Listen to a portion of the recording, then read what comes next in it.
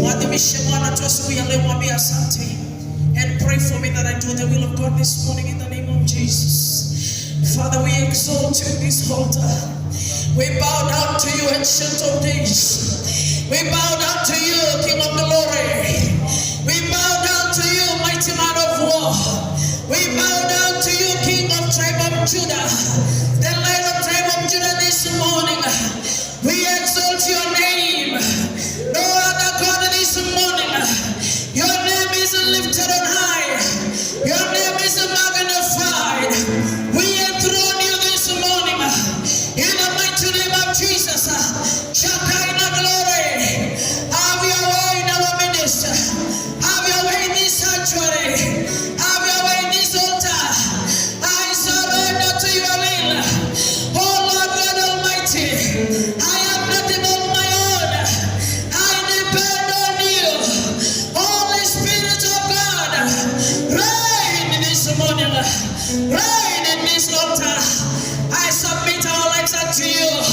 And anything else, oh God, I silence every voice. This morning, Jehovah Shekinah, to your feet, Jesus. Do an operation this morning. Arrest everything, oh Lord, that is not in order. And everything, my Father, in a spiritual order upon this morning. And only your will. Speak to our hearts, oh God, we want to hear you. Tunataka kukusikia Bwana asubuhi ya leo. Mapenzi yako juu ya maisha yetu. Na yale ulio nayo, kwa sababu wewe ni Mungu tumaini. Kimbilio na mwamba ulio imara. Tembea ukituponya, ponya mioyo yetu. Ponya hali zetu, tupitie Bwana katikati hapa. Kuna wengi wana shukrani, kuna maombi mali hapa. Jehova, kwa macho yako ya rehema ukatutazame asubuhi ya leo. Na wewe Mungu ukabaki kuwa mwaminifu. Tunatangaza uaminifu wako mali hapa. Pana Mungu mwingine atakayeabudiwa ila wewe, Mungu wa Ibrahimu, Mungu wa Isaka na Mungu wa Yakobo. Mungu uliyekuwepo hata kabla ya uumbaji. Na Biblia ikasema kwamba milima zote zinatetemeka na bahari inakusifu asubuhi ya leo, sababu wewe ni Mungu mwaminifu. Father Lord, we thank you because of your presence in this altar. Thank you because of the presence of God. Your presence in this altar. Thank you, be glorified and be magnified. In Jesus' name we pray. Amen. In Jesus' name we pray. Amen. In Jesus' name we pray. Amen. Tushangilie Bwana kabisa tunapoketi. Asante sana Bwana sifa. Ninahisi kunyenyekea kabisa kwa sababu ya neema katika madhabahu haya. Kwa sababu tutakuwa na muda mrefu.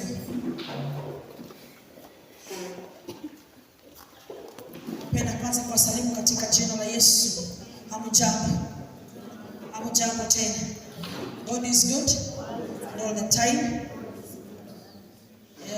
Karibu nichelewe kidogo, ni kwa sababu nimekupa ibada ambayo tunaanza saa 9 asubuhi and we expected tumalize by saa 1. Na nilipomaliza ni kwamba nilipigiwa simu jana kwamba I'm supposed to also be ministering in a certain church in Kituro, and I was overturned by events. Na nilifikiria the next month, so I had to do some preparations. And I really want to bless God because of the invitation. Whoever invited me ni nani kati yenu, because hata simjui. Tuliongea tukasema tumewahi ongea na nani. Oh, thank you so much, servant of God. And I've postponed to be here like 4 or 5 times or 3, something like that. But God's time is the best. Na ninapoona kwamba umeketi hivi, binti wangu ambaye ni my firstborn, pia na yeye anasoma katika shule ya chuo kama hichi, katika shule ambayo inaitwa PCEA Nakuru Sabab, ama inaitwa Shabab, kitu kama hiyo. Second year ameingia juzi. It's called nursing. So when I see you, I also see my daughter. I was so confused when I saw this guy. Ana huyu mama cheni. Anafanana na msichana mpaka nikasema bwana ametoka Nakuru akakuja hapa. Hivyo tu bila hapo ndio hivi. Hata weupe. But I bless God. My name is Pastor Suzy Kiptum from down here Kapupita AIC. Wangapi wenu wanashiriki na AIC? AIC, yeah, that's my church. Lakini mimi nimeokoka kitu inaitwa Demi.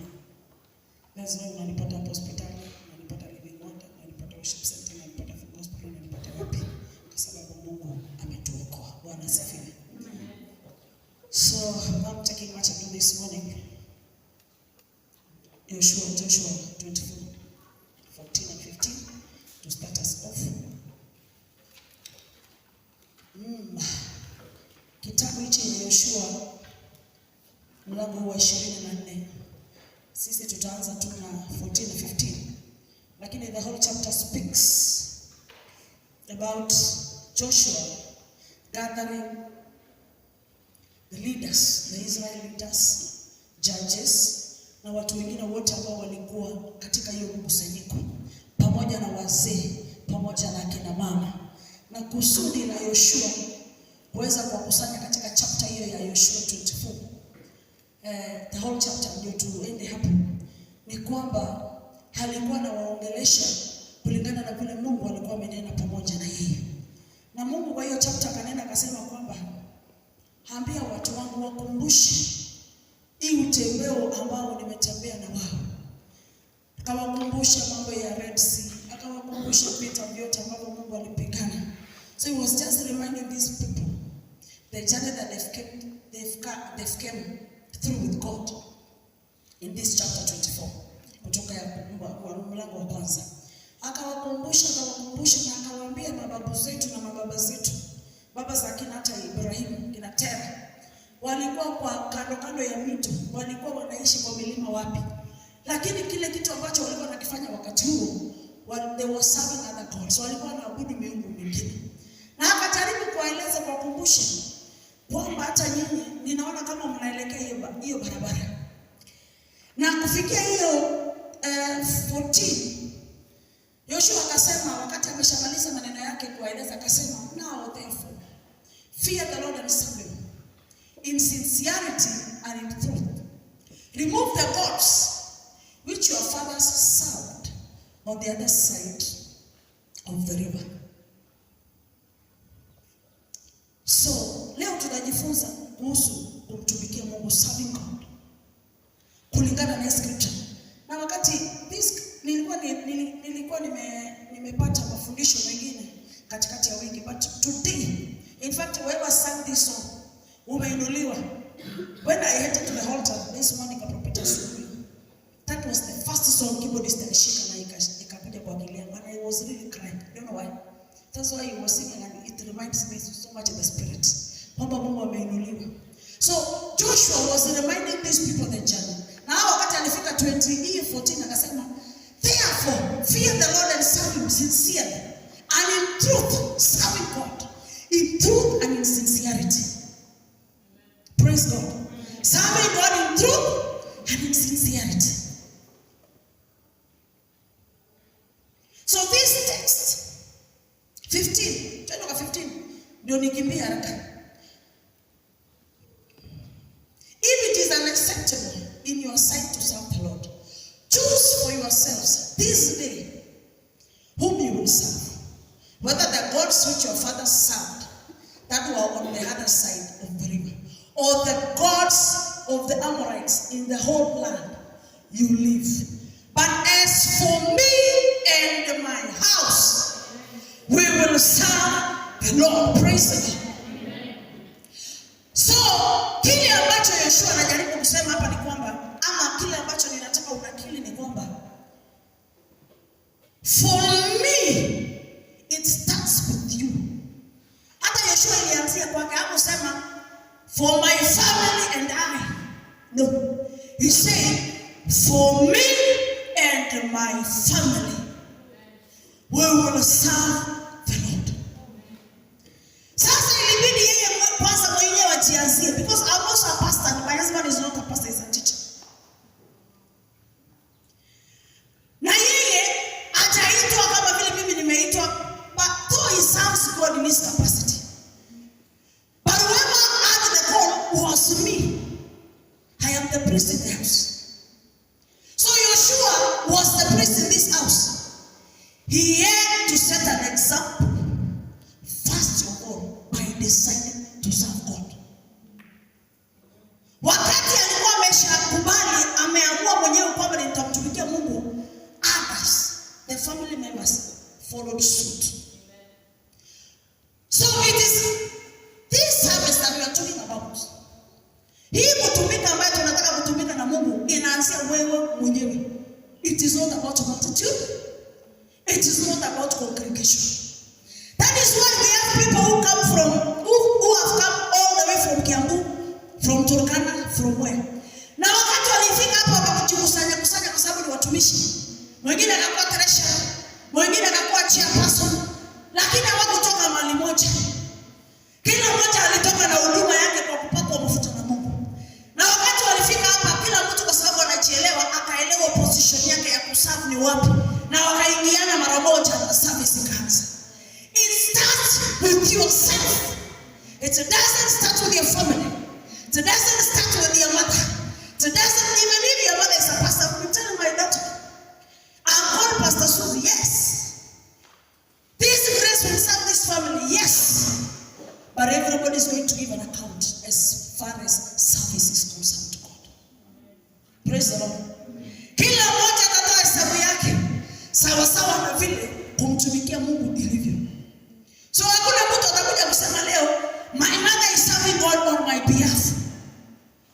You cannot say my father is a bishop and so he is serving God on behalf of the family. And there is this one lady that spoke. Kuna mama mmoja anatoka Pagei.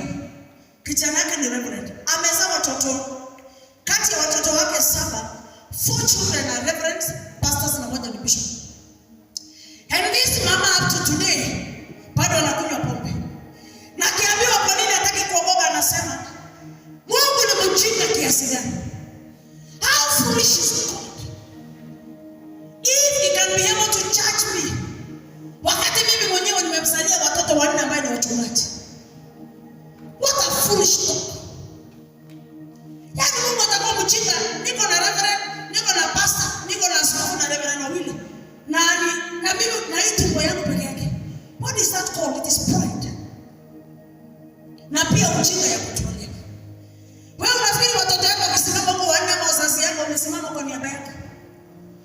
This thing called service or serving God needs an inner revelation. You need a revelation to understand. Hii scripture ambayo inapatikana katika kitabu ya Yoshua 24 mstari wa 10 hii kutuendelea. Elders in the church na wazee wamekuwa kirecite every other time kwa kitu inaitwa CHF. Christians Husband Fellowship. Ikifika tu siku ya kushindana ama ya kupresent wanasema mimi na nyumba yangu tutamtumikia Bwana. They don't even get it. They even don't know what they are saying. Because they don't have a revelation of that scripture. Mimi personally na unaweka plus nyumba yangu. Lakini mwenye ameanza ni nani? Mwenye ameanza ni nani?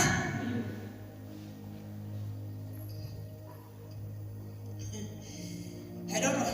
I had prepared something about spirit and God rubbished it asubuhi kabisa na akasema I want servants of God. Na nataka watu wa Mungu watrainiwe serving God. Joshua Eras, wale walikuwa nasikia hii maneno. Resolve in his mind kwamba mimi nitamtumikia Mungu. He knew to continue being blessed. He required obedience as he serves God. Let me tell you, nimeanza maombi kwa kanisa. It is almost, we are heading to the second day. Na nikatangazia church nikamwambia ninataka nianze maombi ya saa 9 lakini wewe usikuje saa 9, wewe kuja saa 10. Since that time till today, not even one elder stepped to that church. There is one woman who came once. Alikuwa na mashida zake. Akakuja akalia na Mungu akamfanyia. Akamfanyia kwa watoto mainjinia kwa manini na hata sasa wanaandikwa kazi. Lakini wale ambao wamekuwa consistent ni hii age. That's why I'm saying we need to teach you to know how to serve God because this is the right generation to serve God. Praise God. Mantles zimewachwa chini, hakuna mtu akuchukua. There are mantles all over. Whatever you are seeing in this mission, we are not done with it. They are shaking all over. And God is looking for a man. according to the book of Ezekiel. Nieke your scripture. To ensure that serving God, you should have the skills, you should have the right understanding, you should have the knowledge of serving God. Kile ambacho ulifundishwa kwa Sunday school, upgrade it to another level so that you have the right understanding on how to serve God. To serve God does not mean to come here on Sunday. That is not serving God. Wewe umekuja kutumikiwa, hata wewe sasa umeketi chini hapo. Kuna mtu amekusumbua kweli? Wewe unakaa chini and you are being served. Yes, scripture iko wapi? I searched for a man among them who could build up the walls and stand in the gap before me for the sake of the land. I have not destroyed, but I found none. Nobody was serving at that time. Nobody was standing in the gates. Nobody was standing as a watchman.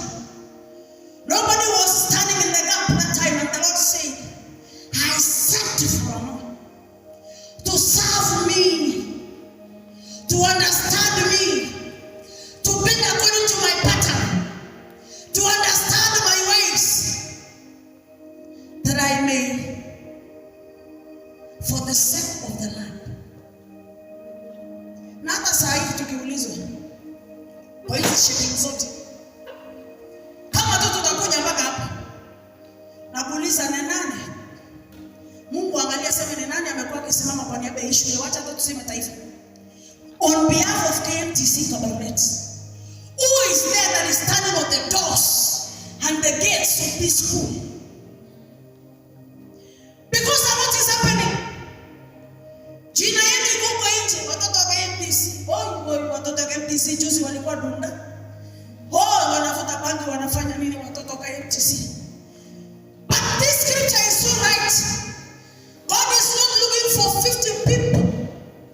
God is just looking for one man that is going to stand in the gates and prevail and fight against the enemy of drugs. Only one person that is willing to serve God, that is willing to serve God in faithfulness, that is able and willing to serve God in all seasons. Hata watu wakwenda dunda, wewe bado unabaki.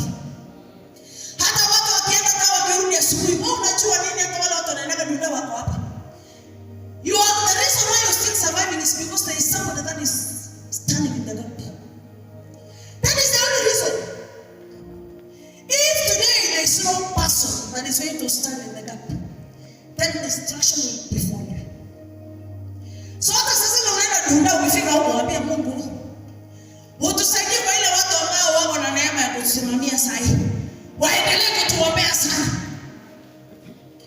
kwa sababu watu wengi wameenda dunda na wajarudi, wamechinjwa kwa magari na kwa mabarabara na kwa mito ukitupwa, kwa sababu kulikosekana mtu wa kusimama kwa pengo. So you should not be laughing at those people that are standing in the gap. You should be praying for them so much that God will release grace so that they may be able to stand. If there is no one to stand, destruction. Like last week nilikuwa church, ninagonga Kitale shule pia ninasoma. And I came for prayers because I just came for a weekend and then I went back. Asubuhi wakati tunamaliza maombi, tunaona watu wanatakasea hiyo chaka pora na babs. Asubuhi mwingine tulikuwa naye kwa sherehe nyingine, sasa akaniangalia kwa barabara, akaniona kaingia kichaka chini. Nikauliza watu vijana wote wanatoka hapa na pikipiki. Hata sijui kuna nani alikuja hapa, sijui tao, hata sina habari yake. And wakati nilifika service, I asked them, where is Fulani? Where is Fulani? Where is Fulani? Or you sasa? Na kwamba youth pastor wao. Wakasema wamefika. Nikauliza hawajatoa apology. Baadaye nikaambia pastor tutakuambia nini ilifanyika. Fulani na Fulani walikuwa dunda. Hakukuja church. Okay. So walelewa sana wanawake. Walikuwa kwa program moja, alikuwa anafaa kuwa na Asha. Mwingine alikuwa anafaa kufanya Kenya, najua alikuwa anafaa kuwa anafanya. hata sikushangaa sana na sikustaajabu. Lakini nikamwambia Mungu, utaendelea kukomboa kwa sababu bado tuko unasimama. There are still people who are still willing for other people. When these people are not there, when these people are not, destruction. So ili tuende haraka kwa sababu ya muda, ninafaa kuwa ninasimama huko sijui saa 5 na dakika 10 kwanza kuhubiri. There is this man that is called Daniel when he was in Babylon. Na ukisoma kabisa maisha ya Danieli when they were in captivity, the only thing that was attacked in Babylon was prayer. Mtu mwingine mwenye alikuwa kwa Babylon hakuna mtu atashughulika naye. Hii watu wamesimama kwa pepo. The devil attacked prayer kwa Babylon. Alikuwa anafanya sarakasi kwa sababu kulikuwepo na mtu ambaye alielewa assignment yake. He was serving God faithfully in prayer. And the devil knew this man is standing here and many people will be saved. He attacked prayer. He attacked prayer. I'm telling you the truth. Without people to stand in the gap is hard. How are we going to serve God? Why should we serve God? That should be our question today. Why should we serve God? Give me Ecclesiastes 12:1, Ecclesiastes 11:7.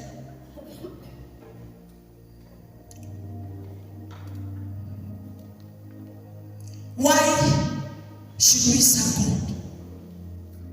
Sababu mtu mwingine ataniuliza hapa, wewe unaangalia mambo ya kutumikia Mungu, why should we? The light is sweet and pleasant. It is good for the eye to see the sun. Is it 11? No. 12. Am I 11:7? Maybe 11:7. Oh, sawa. 12:1. 12:1. Yeah. Remember, it was about remembering your Creator in your youthful days. Before the evil days come, or the years draw near, when you will say, I have of physical pleasure, I have no enjoyment and delight in them. Why should we serve God? We should serve God because if we are not going to be able to serve God in our youthful days, days are coming. Tough days, old days. Kuna siku zinakuja. When you see me like this today, you give me another 10 years. Na hata mimi ninahesabu sana kwa sababu nimetumikia Mungu tu, nimekuwa kwa hii field karibu miaka 11. Sio siku zingine imekuwa mingi ya sana. Serve God when you still have energy. Na mtu mwingine akaniambia mimi, Pastor, nataka nikule raha kabisa. Sasa ile nimefikisha 70. Sasa ile jua iko saa 11. Niogoke.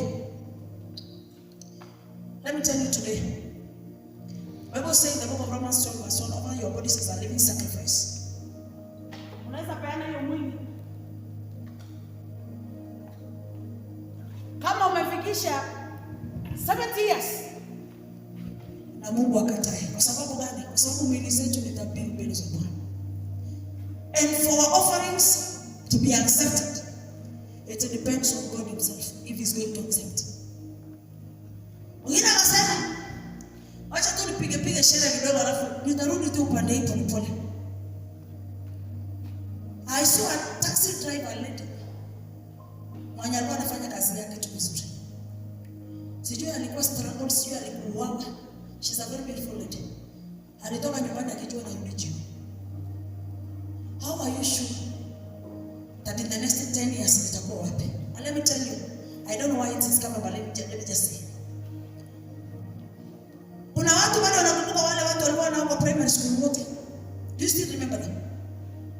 In primary school, kutoka nursery. Do you even know them?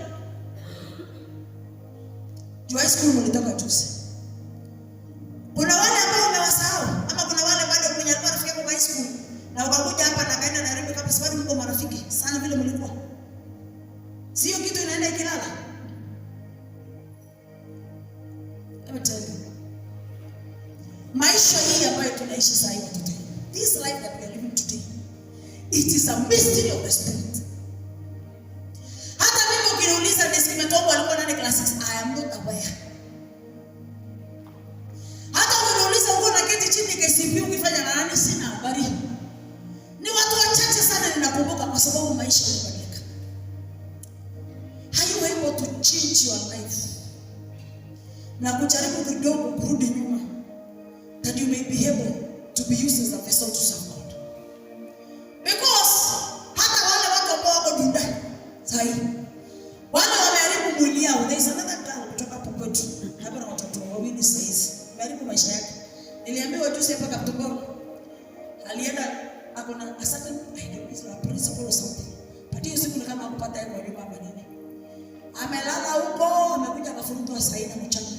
Saa 4 mchana ana nguo mama anapatia Yesu. Anakuja anapita center na pikipiki anaenda. I spoke to her, I told her, what kind of a life is this that you are living? Akaniambia, nimefika mwisho. Nataka sasa nikuje kwa Mungu. Hakuna kitu sijafanya anyway. Hakuna kitu sijafanya anyway. So I can now come to church. It's okay. Nikamwambia ile nyingine yote, akasema ile nyingine yote nilimaliza. Sasa sina pressure, sina pupa, sina nini. What I'm trying to say is, can you serve God when everything is okay? Unaweza kuserve Mungu kama I asked a question in a youth meeting. Watoto wa high school or primary kutoka class 7 or 6 na wachache wa college. I asked them, who is still virgin here? Wakanichekea wakaniambia, pastor unauliza maswali. What is virginity? We cannot even place it at kasema. What is virginity? Nakwambia sawa. Kwa sababu kuna kitu inaitwa secondary virginity. Watu wakiokoka, they can still be virgin. And they love it. Class 6, class 7, class 8. I asked them, who is still virgin here? Hata mnidanganya. Akasema, wewe, pastor. Virgin. Ulisikia wapi? So if you just want to serve God, haina shida hata bado unaanguka. Hiyo haikuwa na problem. Hata sisi tukoanza hivi. Hata sisi tulidanganywa, tulikuwa kwa hiyo hii tulidanganywa. Lakini turudi tena nyuma kidogo. Turudi tena nyuma kidogo. Let us collect our value money tuliwacha. My lecturer told me this. I loved so much. Anaitwa Cheni. Akaniambia kuna kitu inaitwa secondary virginity. Watu wakiokoka, God restores people. It is true. It's a God of restoration. I wasn't even preaching that message. Tukikubali Mungu. Ni nini sarakasi mingi tunasikia kwa mashule na colleges? Ni nini watoto wetu wakifika? My daughter told me, there was a very good girl. Umetoka na yeye tu hapa ukaenda na Mungu, lakini akaenda kaishi na mwingine. A very innocent girl. After 3 months, mtoto mzuri ya mtu saizi asemeki, ambiliki, aongelewi.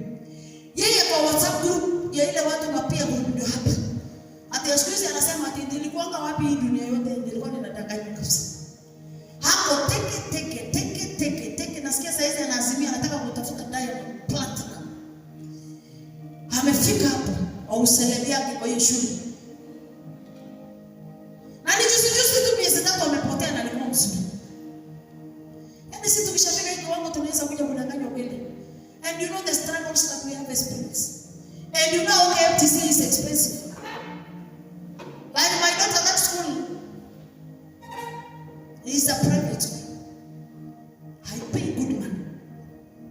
And you just play around with our money. And you play with your body. Na wewe hata unaweza andika mtu dawa unajua. Wewe hata unaelewa vile maisha yanaenda. You know the struggles that we have at home. You know the hurdles that we have at home. Wewe huna wa hope. Tumeweka kwenda na kuwekeza. Tukisema kesho tunakuja kututoa mahali tulikuwa. You mess us up. Mnatupatia pressure na sukari. Na mnatoa mapema. Kwani watoto wetu nyinyi hamna huruma kweli? How do we taught you when you were young? Mkakuja mkapotea.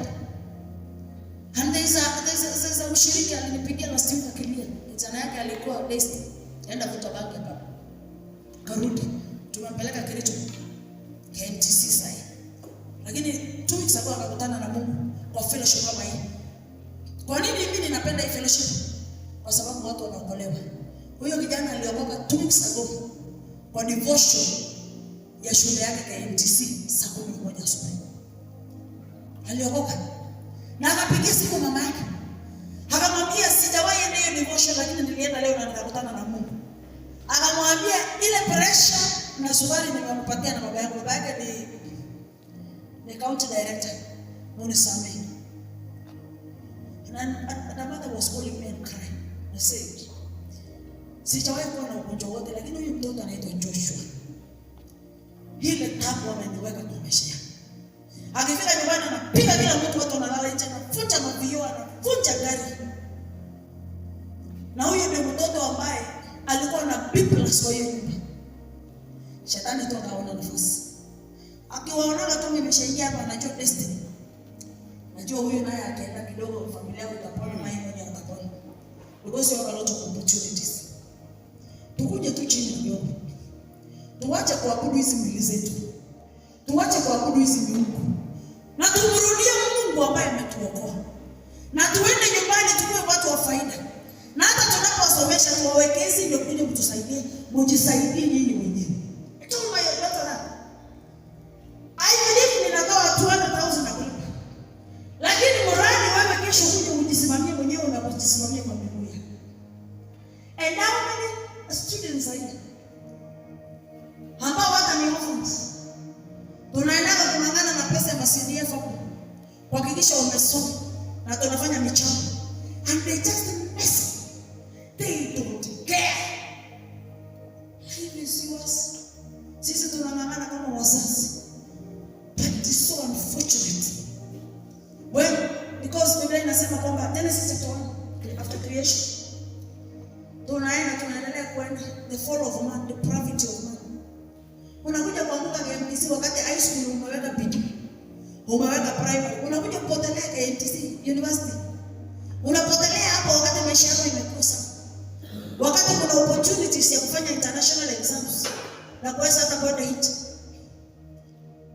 Let us go back to the basics. Just. Maana tunaanguka tu kweli. Tuchiokoe tena. And bring sanity into these institutions. Kwa sababu hizi ma institution haina jina. Hata mtu akipita tao was the day with my husband tao. So, sasa nikaangalia hivi kitu na nikawacha. Nikaniambia huyu mtoto inaweza kuwa ni MTC. Nikamwambia ongea hivyo sana, unajua hata mtoto yako pia. Hapo wapi? MTC akasema utaweza. Utaweza Utaweza. Akaniambia watoto hao ambao ni watoto wetu sisi tumekosa. Hawa the same children. Ambao nyinyi wa mama mnasema kuwafundisha. Kuna kitu mmewafundisha. Yes, kama hiyo abuse ni what are you saying? Anaambia mjafundisha watoto.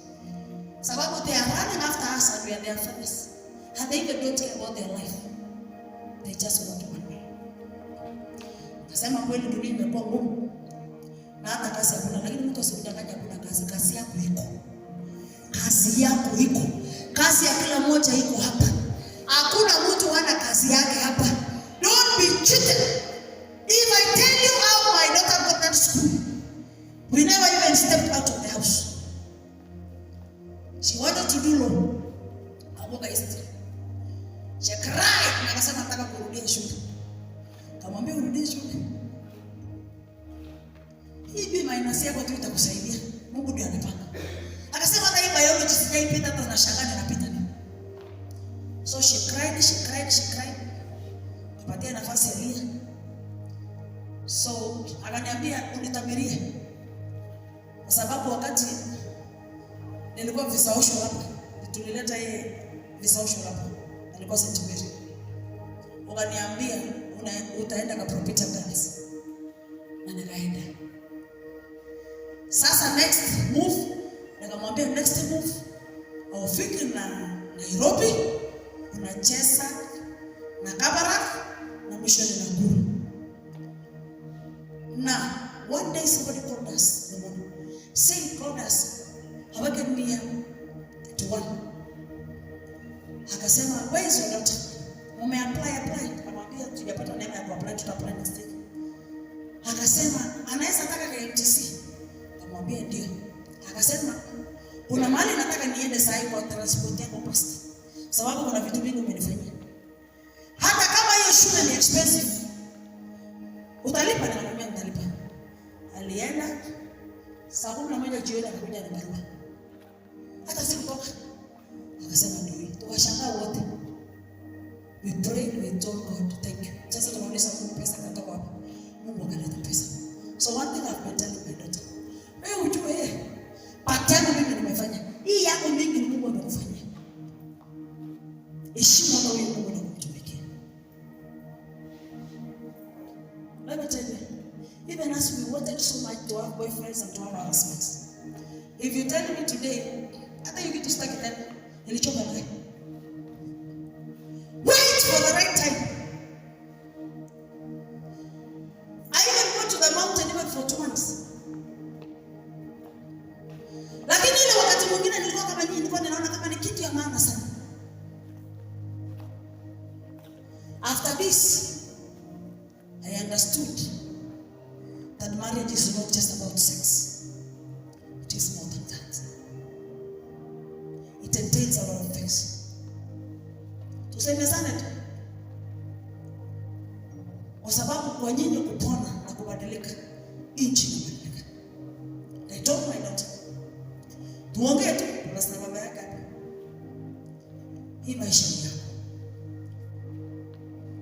Nikamwambia ninakushukuru tu hujawahi nisumbua, and I'm not even bragging about it. Because I've never had any case in my life concerning those things. Na mpaka nikamwambia juzi akiwa kwa MTC, tafuta sasa boyfriend kama nimekupea ruhusa. Sababu ni kama hii kitu inaenda hivi. Ni kama hii kitu inataka kupotea. At the right time, God will do it. At the right time, God will provide. Na Mungu hatakupea mjeuri. Mungu hatakupea mtu kichongo. If you decide to serve God, God is not a user, is a rewarder. God does not use people. If I tell you today how I head up to school also, I'm in a school in Italy, All Africa Theological Seminary. I'm in theology counseling, psychology and sociology. Siku hata na shilingi moja. And God told me I'll give you money. I am the Lord God Almighty. Mimi ni Mungu ambaye nikukubariki. Wewe si utamani hii maisha nzuri ambayo watu wanaishi wakimtumikia Mungu. Uko kwa hospitali unaona vile watu wanaumia.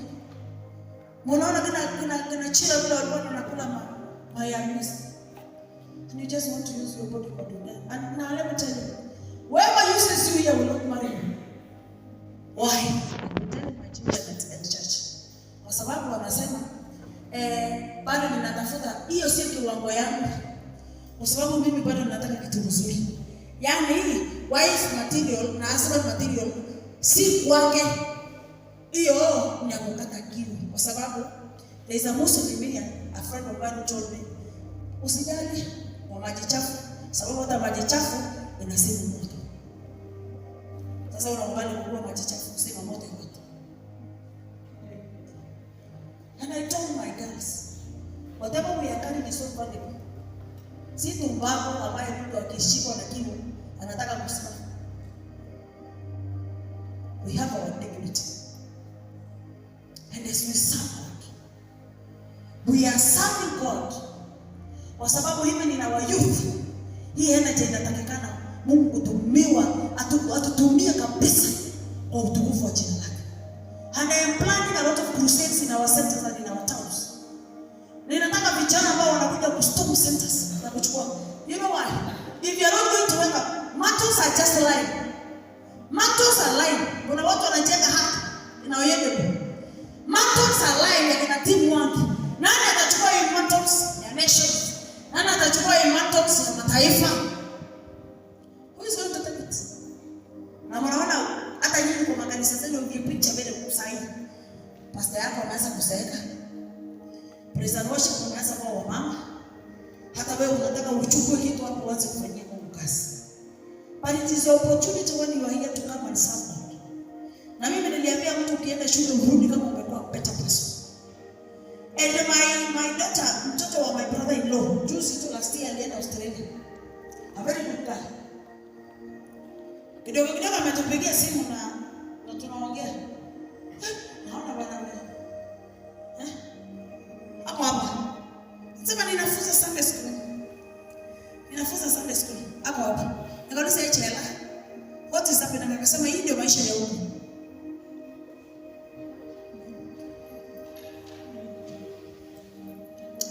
Write for yourself, so we're going to read Matthew 20:26. If you want to be great, you must be a servant. Mark 10:29. The one who gives himself to me definitely is going to receive 100-fold. So, Mungu anajua maisha ya ujana si rahisi. Lakini yule mtu ambaye atalipa gharama is going to be rewarded. Anajua ni ngumu, is going to be rewarded. So, benefit number 1. When we serve God, na wadike Romans 12:11. Never be lazy, but work hard and serve the Lord. Benefit number 1, it helps us experience God's presence. So it takes God, it's a revelation to be in the presence of God. Na nikamwambia watu Mungu wako kila mahali lakini hawezi shuka kila mahali. We are going to receive eternal life. That is eternity. God will bless our food and our water when we are going to serve. So serving God in our youth sets you on the right path for life and allow God to know what is best for you, guiding your decisions. So our purpose to serve is to perform and impact others by implementing, others and implementing. Be faithful to God and be blessed as you serve. So it is a decision that you are making yourself to serve God. Na hata mimi niliambia mtu jana mahali alikuwa ananifanyia kazi, kwa nini uache pombe? Akaniambia pastor, it is a personal decision. Mimi ndio nimeamua mwenyewe. Nikamwambia na kwa nini uoi? Akasema hata hiyo nimeamua mwenyewe. Akaniambia na sasa ile unahubiria watu waambie waseme ukweli. Kila kitu ambacho mtu anafanya ameamua yeye mwenyewe, hakuna mtu anamlazimisha. So mimi nimeamua kukunywa. It is my body, I am drinking. I am not getting married because I don't want. It is my choice. So it is also your choice if you want to serve God, and it is also your choice if you want to serve other gods. But remember, God is saying, I'm looking for this one person that can be able to stand in the gap, that these other people may be saved. Hata kuna mtu saizi akikumbuka kwao vile hivi, wewe unaleta drama hapa na unaleta show, na hata mambo ya kwenu utaanza hata kutingisa mashera na madragoni ambao wako huko wanawamesa. You have a very good history. Kwamba kwetu hata kwa maandiko manani there is some kind of prostitution. Lakini badala wewe kukata na kukua sawa, you are still falling to that path. Because why? The devil works very well with the seasons and timings. Ikishafika the right time, at 19, at 20, at 25, kuna kitu ilifanyika anarudisha mbele hapo anakupatia setback. And you stagnate forever. But if you make the right decision today, hakuna mtu ambaye tumikia Mungu na kaenda sana. I used to do a lot of business in this town. Nilikuwa ninauza nguo. Waita, nilikuwa naenda Isili natafuta nguo za 300,000. Nilikuwa ninafanya biashara ya kuuza chips. One day God spoke to me na akaniambia funga hili, nikasema sifungi. Akaniambia wewe Mungu naye unakanga aje, nitakula nini? Yaani nifunge nikule nini? God frustrated me. He made sure that thing was close to my force. Because that time I was still going for lunch hours at Full Gospel. I was ministering hapo na nini. Mungu alifunga hiyo biashara sote. Na akafuta hiyo miguu yangu yote. 2019, 2020. Nilikuwa na mabandage mpaka hapa. And I stayed at home for almost a year. I had God. Mungu alituma watu kuja kuniambia sisiki. Na nikaamka tena nikasema hata hii Mungu naye anakuwa na jokes. Bado nikakuwa na utepetefu kidogo. Mgongo, I was run last year as spine surgery. Kwa sababu bado I'm serving and like I'm not serving. I am doing this and like I'm not doing it. Ni kama sijaamua vizuri. Let me tell you, I made a decision and told God. Now, nimesimama katikati. Na nimekuja katikati. Hapa. Wewe fanya vile unataka kuona. Nimeamua ni wewe na ni wewe peke yako. Let me tell you today.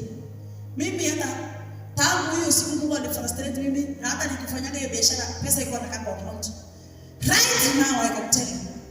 Just serve God alone. Kwa sababu hii kazi iko na heshima. Serve God alone hata sasa hivi wakati nimekuwa kuna 1000 nimeingia. Jana kuna 3000 nimeingia. Nikitoka Kitale last week kuna mama alingoja ndio atanipatia 15000. Let me tell you, serve God. That is the mystery of the Spirit. You just need to have the right understanding. Na tuseme atakuja mkuu wa wahubiri mali huko fanyia Mungu kazi na Mungu mwaminifu. Serve God and Him alone. Nikamwambia kama unataka kuprovide, kama hutaki wacha nilale njaa. Na akaniambia utalala njaa. Mungu anatumanga hata watu maziwa inakuja na mahindi magunia nyumbani. Pastor ndio hiyo. Pastor ndio mpaka nikajiuliza na nilikuwa ninafanyanga nini? Akili yangu iliwahi kuwa mzuri kweli. Nini mbaya na mimi? Ni kwa sababu sikuwa nimepata revelation. Pata hiyo revelation leo na kutumikia Mungu. Uone kama unapomaliza hii shule kama utapata kazi kuja uniambie. Kama tell me. Hadi you are the secretary alafu wewe utama kinyumbani. Which God is that? God is not a user, he's a rewarder. He is going to reward your service unto Him. God is going to remember. He says that I'm going to remember. I'm a God of remembrance. You cannot serve God and be in vain. He is God. He is God. Just change your focus. And God is going to see you through. Hata msalama wananiambia na hii masomo ni ngumu. It is so tight. Namwambia mwenye alikupeleka hapo anajua. Hako na hekima na maarifa. Just concentrate. Because failing in this easy courses then ni rahisi. Because you cannot serve two masters. You cannot be reading na kwenda dunda. Utaanguka. Na utarudi kwa supplementary. So it's either way. Umekuja kusoma na kusoma kweli. Na kesho ukitoka hapa kama mtu wa maana unaheshimika. Na hata huyu Mungu atakuelevate. When international doors are going to be open, you'll be the first person. I'm just making a declaration. You'll be the first person. Because you've been faithful in serving God. Simama kwa miguu yako.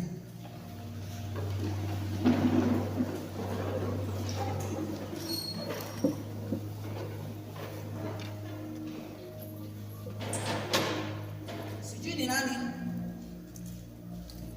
anaweza sema kwa moyo wake kwamba nimerudi nyuma kwa kumtumikia Mungu. Changamoto ni mingi, tunakubali. Hata sisi wachungaji tuko na changamoto. Lakini usije ukasahau Mungu at your youthful age. Kwa sababu hata anakungoja usiweke ndio aone kama kuna kitu ulifanya siku ile.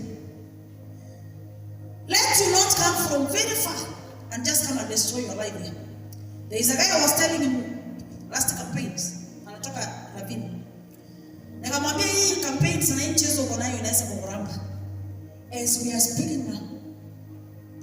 Alisalisha msichana mwingine and that girl was positive hata kutoka. And I was scared. Tulikutana hiyo sasa akaniambia pastor. It's like I'm giving up. You told me but I was not hearing it. God could be talking to you. Tunajua mali tuna utepetefu na tunajua mali hatujaweka bidii. Tunajua mali tumeanguka na tunajua our strength. Let us build on our strength. Lakini mali kuna utepetefu, Mungu tusaidie na hiyo.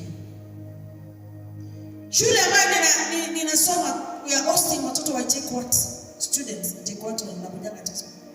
over 300 they live in our school. Kuna watoto hapo karibu watoto 4.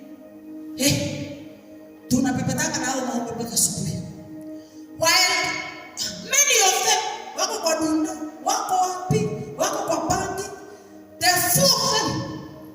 Juzi kabla hawajafanya exam, tukiwa prayer sana Mungu akawaleta akasema ombeni hapo. Prayed for them. Kneel down, they gave offering, prayed for them. And we told God, for this seed that has been faithful even on behalf of others. Wacha ile siku ya kuwabariki waanzie hao kitabu wafikia wengine. So ninanenea wale leaders ambao wamebeba hii kazi, kwamba Mungu anapoingia kwa daftari zake hakumbuki nyinyi waanzie, kwa sababu mmelipa gharama. Because God is not a user. Praise God. Is there anybody that says, God, I've just wished to serve you in a better way? Also me, hata mimi ningependa kumtumikia Mungu kwa njia nyingine ambayo ni inafaa zaidi. And this morning God was speaking about shifting. Aniambia kwamba I've shifted you because nimekuwa kwa a lot of battles. Nimekuwa kwa vita nyingi sana na watu wa dini. Na akaniambia it was because of the new level. And I've shifted you today. And I was celebrating by telling God, now teach me how to fight in this level. Is there anybody that says, God, vile niliingia kwa shule, nilikuwa na matarajio kuja kukutumikia. Kazi ikakuwa nyingi, masomo ikakuwa nyingi, marafiki wakakuwa wengi. Unisaidie nikurudie. Because I really feel in my spirit there are mantles, hanging mantles. I don't know why I was in technical college and the Lord was also speaking about mantles.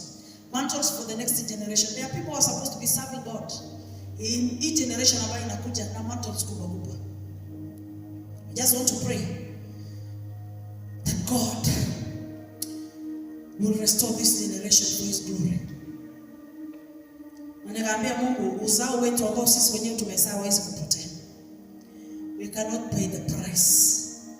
Na watoto wetu waangamie. Is there anybody? If all of us are okay, it's okay. You can just pray as you wind up. That God, Mungu atatusaidia. Kuna mtu kama huyo nataka kumrudia Mungu? Is there anybody? There's nobody. Maisha sisi zote tumeokoka na Mungu ametusaidia. Lakini kwa yule ambaye moyo wake, there's this lady was pregnant to say, aliangu sijui nini, I just felt like praying for her. I was praying for another one in the church. Baye hiyo mtoto anasumbua anacheza zaidi. Ako bado na sisi? Ama ameenda kupumzika? Yes? Ametoka? Ako. We're going to pray for you that God will give you grace. You deliver safe. So we serve Almighty God. Baba, katika jina la Yesu, Mungu mwenye enzi uweza pamoja na mamlaka. This is your will this morning. That we serve you wholeheartedly. We serve you with faithfulness, O God. That we may go back to the crossroads according to the book of Jeremiah 6:16 and know and understand even where, Lord, we missed the way. This morning in this altar, Jehovah Jireh, Jehovah Adonai, the God of hosts, who was, who is, and who is to come, I lift your servants before thy throne of grace. Thank you because of the grace in this altar that you've bestowed here. Thank you because of these servants that are lighting this light in this altar. Thank you for every leader that has committed herself in this altar. Lord, when the right time is there, remember them, O Lord. Remember the sacrifice. Remember the obedience. Remember the faithfulness. Let your will be done. This even we continue to talk to our children, O God. Wale ambao wametoka kwa tumbo zetu mfalme, ninaendelea kuwatangazia tamali hapa kwamba hawatapotea.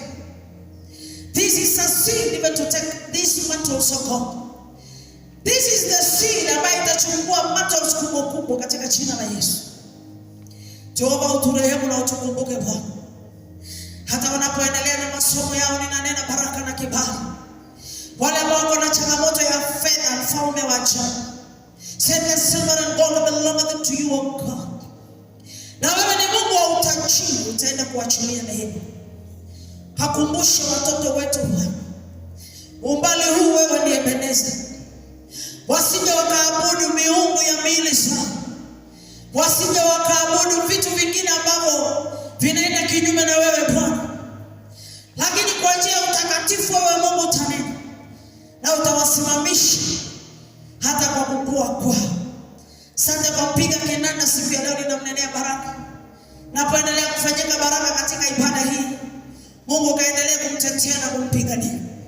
Asante kwa binti wetu huyu ambaye amekuita kwa ajili ya self delivery yako. Jehova mfalme mtakatifu, Mungu mwenye enzi, neema iliyokuwa katika wake wa Kiebrania ambao walikuwa wanajifungua kwa hekima na bila watu kusikia, I release to her life in the mighty name of Jesus, that she may receive that grace from God in the mighty name of Jesus Christ of Nazareth. Neema iliyokuwa katika wake wa Kiebrania ikaweza kuingia katika maisha yako sasa katika jina la Yesu Kristo. Na wewe Mungu ukafanyika Mungu wa baraka. Ninakuinua, ninakutukuza because of this son that called me to be this altar today. I declare grace upon grace in his life. I declare new dimension of God. I declare breakthrough, Jehovah Bwana. Wewe Mungu kama vile amefanyika akawa mlango wangu wa kuingia katika shule hii, ndivyo anafanyika kwa mlango ya baraka kwa watu wengi, na yeye anakuwa baraka pia, na hata yeye anafanyika baraka na akaheshimika. May this grace that you release in my life serve him, O God. Honor your servants in this altar. Hata kwa kazi ambayo wako nayo, kazi ambayo wako nayo mbele, achilia neema mfalme wa ajabu, sababu wewe ni Mungu. Ninapoelekea Kituro sasa kwa ajili ya mahubiri na mchango, ninaomba Jehova ukanisaidie, ukanitumie kadri ya mapenzi yako. Mimi si kitu mbele zako. Kama kuna chochote Bwana sijakifanya kulingana na ratiba na vile Bwana ulivyohitaji, ukanisamehe, ukanitakase na ukanioshe tena mara nyingine. Achilia kibali kikubwa katika maeneo haya, na mikono ya servants ikawe ya baraka hata kwa wagonjwa. Let them be a blessing of God even to the patients of God. Na hata kwa lecturers wao wakapate kibali, because mara nyingi wanakuwa frustrated kabisa na lecturers wao. Lakini Bwana siku ya leo ninawaombea kibali. Wacha na nyuso zao zikawe za kibali, wakapata kibali wakapata kibali wanapoishi. Na wewe Mungu ukabadilishe maisha yao. Who is this that the Lord is speaking about giving up and being depressed? Don't know. Is there anybody like that in this house? Kuna mtu ambaye ninasikia amekuwa so much depressed na kwa laini ya give up kabisa kwa maisha yake, na amekata tamaa. Ni nani huyo? Yes? Is there anybody? Father Lord, in the mighty name of Jesus, Jehova Bwana, masaibu haitatumaliza, changamoto haitatuweza. Wewe utaachilia neema ya kutubeba kwa kiwango kingine. Wewe ni Mungu ambaye hata tunapotazama nyuma hadi zetu za kitambo na sasa tunajiona bora, kwa sababu wewe umekuwa upande wetu.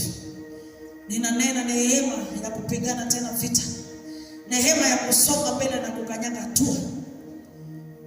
We are never going to be depressed, God, but we are going to depend on you as we serve you faithfully. We need to serve you faithfully, O God. It is our desire to serve you. Teach us how to serve you. Teach our hands how to serve you. Teach our lips, teach our ears, and shift these servants to the next level of grace. Because there is that grace of shift today. May they receive the shift of grace, O God. May your name be lifted. May your name be glorified. I disconnect myself to anybody this altar. I disconnect myself completely, and I declare there is no retaliation, There is no setback. There is breakthrough and breakthrough. And you're going to answer prayers because you're a faithful God. We worship you. We love you. We trust you. And I decree and declare good days ahead of them. Days of refreshment. Days of refreshment. Days of plenty. My God, days of good health. Days of breakthrough are ahead of them. Thank you, Yeshua. Thank you, King of tribe of Judah. We love you, we trust you in Jesus' name.